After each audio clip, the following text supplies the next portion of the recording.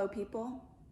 I come to you here from my little bungalow in Marina del Rey. It's not mine, but I'm staying here, so it's technically mine. And I wanted to bring this up about me working in the bottle service industry because I learned a lot about myself at that time, and it was in a very pivotal point in my life. And it was right before, I don't want to spill all the details, but I'll share what my experience was in that so-called industry.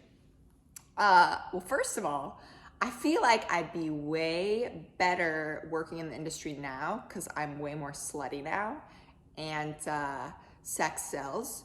So, I mean, I feel like if I worked it now, I'd take it a little bit differently.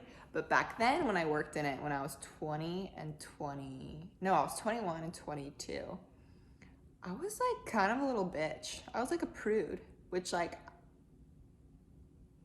doesn't work in that industry. And when I say prude, I meant in terms of like how I express myself, right? Like I was, like I had to buy a fucking like push-up bra when I worked there. Like I literally was like, not showing anything. And it was because I was so self-conscious of myself because I was going through all these like issues with my body, because that was before my foot broke. So I just had all these random issues. And so I wanted to hide myself. And working in that industry, you kind of got to not hide yourself if you want to book tables or you want to sell shit. So when I first got a job there, I was literally like, I literally got dress coded all the time for just not being slutty enough, all right? That's hands down what happened. My hair was pretty short. Sorry. Technical difficulties. My hair was short. Now it's long and can be like, I don't know, long hair is just more slutty to me. It was short, and I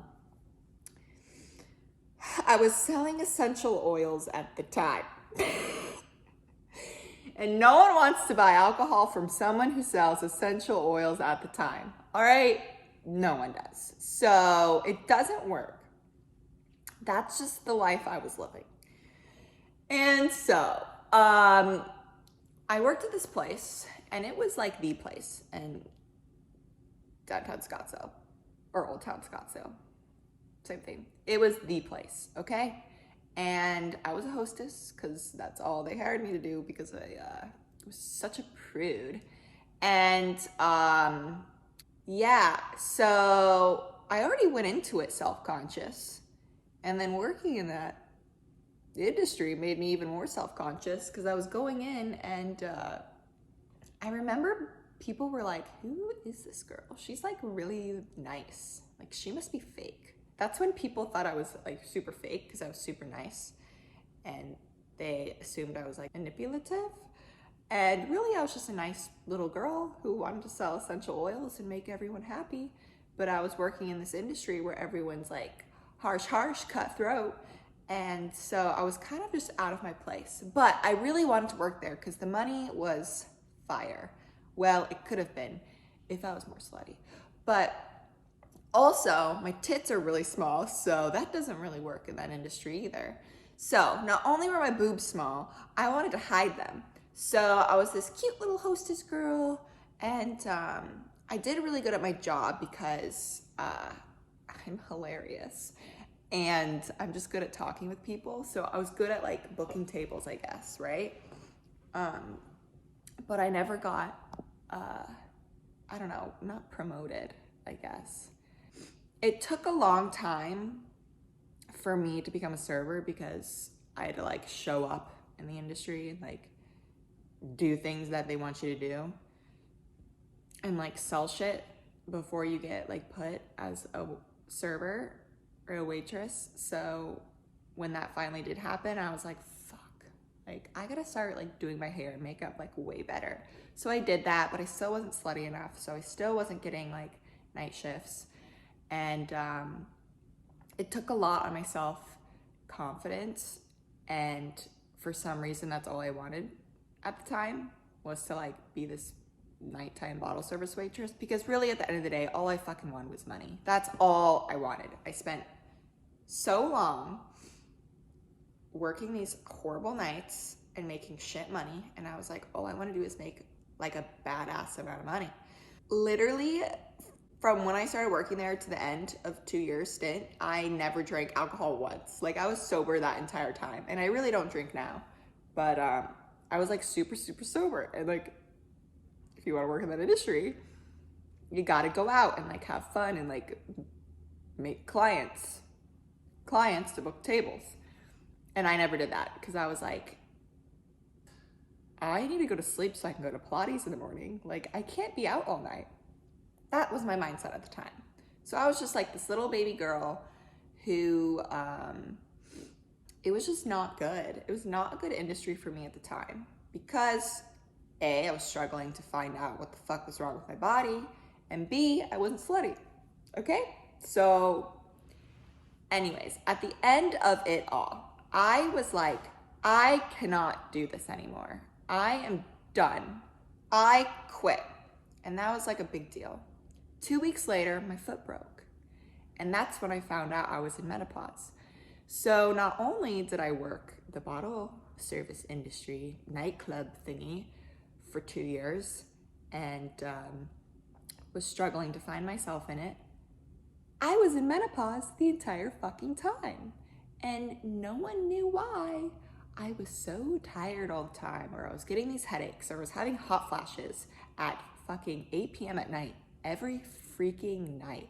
It was insane. And then when my foot broke, it was like a total confirmation, and like, it was a total dark night of the soul that I'm so grateful for, because I got answers and I found out what the fuck was wrong with me. But I worked in this industry where it was literally killing me, killing my ego. It was literally making me look at all my shadows, and I couldn't figure out why I wasn't getting what I wanted. And then 2 weeks later, I found out it was all part of the plan.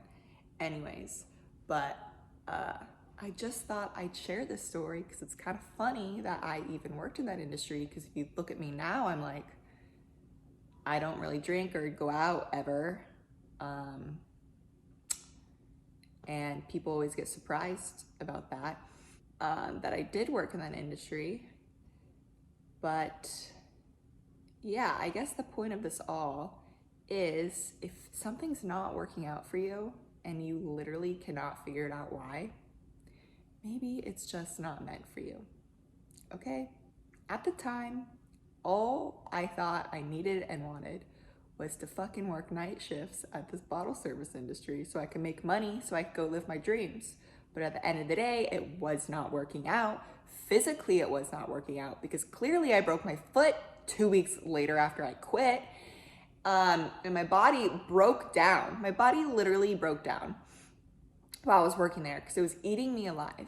I had to just give it up and realize it wasn't meant for me. And I look back now and I'm like, holy shit, that life is not meant for me. I am meant to be in bed by 9 and wake up refreshed every day. And I am meant to tell people what to do on their yoga mat. And I'm here to walk dogs. And even though that doesn't make the money, all my needs are met. And that's all I wanted. All I wanted at the time were my needs to be met. And I thought I needed that with money, because it's a security thing. We think of money as security. Well, guess what? The security comes from within. And now I'm secure as shit because I know I have my freedom. And freedom is my security. And freedom right now to me looks like waking up whenever I want, going to bed whenever I want, and watching pets. Because I love that shit. I love watching pets. And they love me. Sometimes. Sometimes my cat doesn't like me, but that's her problem. Those are her own shadows. So anyways, to round this whole video out, that never has a point, I am way sluttier now. And that's pretty much it. Okay. Next video, I'll tell you about my strip club experience.